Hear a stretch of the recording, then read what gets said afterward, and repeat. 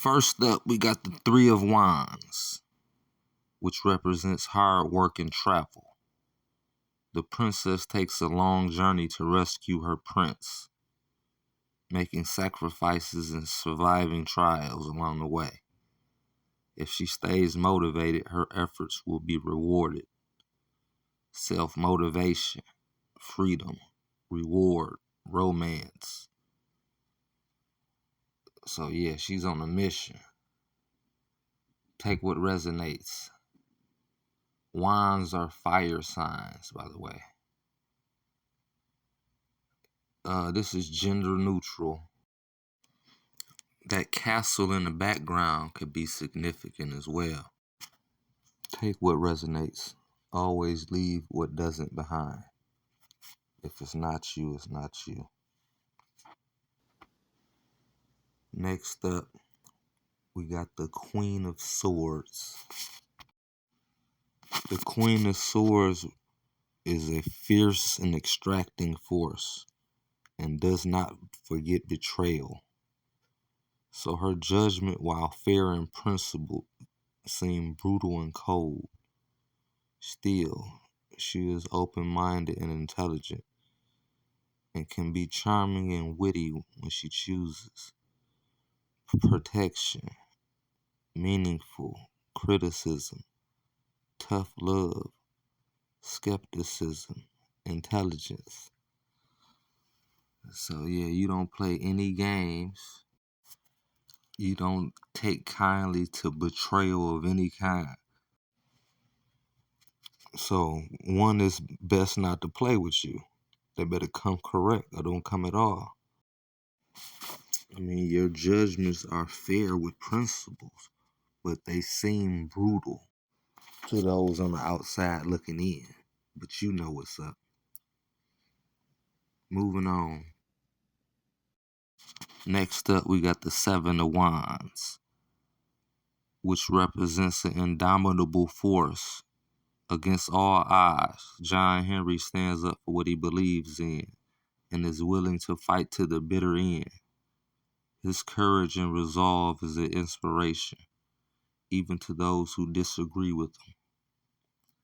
Endurance, attack, fighting for beliefs, perseverance, mounting a defense. So this can be significant as well. Okay, wands are fire signs. Okay, you fighting for what you believe in against all odds. Even the people coming up against you is inspired by you.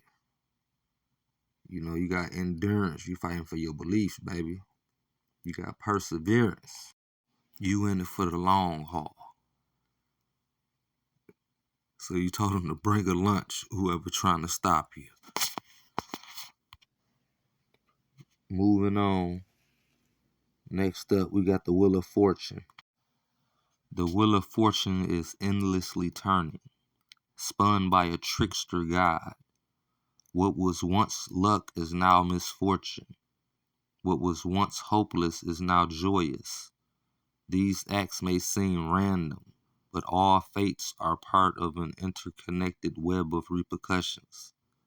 Fortune, an unexpected windfall, karma, destiny, cycles. So the Wheel of Fortune is a good thing. This was at the end of the deck, which adds up to 10, right? And 10 adds up to completion and renewal. Okay? You could be born on the 10th of a month, or you could be born on the 10th. Okay? 10 is very significant. Take what resonates, leave what doesn't behind. Okay, moving on to the Believe in Your Own Magic deck. We have Princess. You can be your own knight. You may be in a dire situation you need escaping from. Rest assured you have the power within to persevere. You already know you don't need to be rescued by a charming prince or a chivalrous knight in shining armor. You've got your own shield and sword, and God's help anyone who thinks they can do a better job. So you got this. You don't need any help. You don't need an army behind you. You got this, sis, or bro, because this is gender neutral. Take what resonates. The number 1 could be significant. You could be born in January, or you could be born on the 1st of a month. You can have a 1-year-old kid. 1 is very significant. Those socks could be very significant, okay? Everything in this picture could be very significant to you. So take what resonates. Next up, we have witch. Justice is coming. They say whatever we do comes back to us the same times 3. If a person's intentions are well-meaning, then that good energy will come back to them in buckets. If a person's intentions are to do harm, then you get the picture here. Either way, the universe is getting ready to deliver its justice. This person might be you. If so, you should handle this with grace and learn from your mistakes. Otherwise, this most applies to someone who's caused harm to you or your loved ones. Okay, you could be 27 years of age. You could be born in 1972, or that could be significant. You could have a 27-year-old, or you could be born February 7th, or you could be born July 2nd. 72 and 27 could be very significant. Or you can be born in September. 9 is very significant. Okay, somebody in the collective could be a witch. It says witch right here. And for the record, we got good witches and we got bad witches. We got good masons, we got bad masons. We got good witches and warlocks. We got those things, you know. Take what resonates. You might have this person around you, okay? Be mindful of your surroundings. Take what resonates. Always leave what doesn't behind. Moving on. Next, we got throne. Your potential is endless. At the risk of sounding cliche, you can do anything you put your mind to. You are a mighty queen who is complex enough to be gentle and valiant, just and magnificent, or any combination you should ever long for.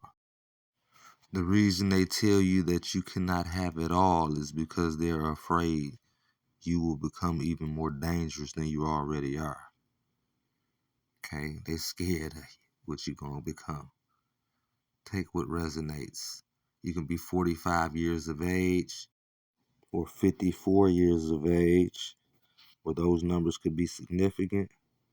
You can be born April the 5th or May the 4th, or you can be born in September. Take what resonates. Last up, we got library.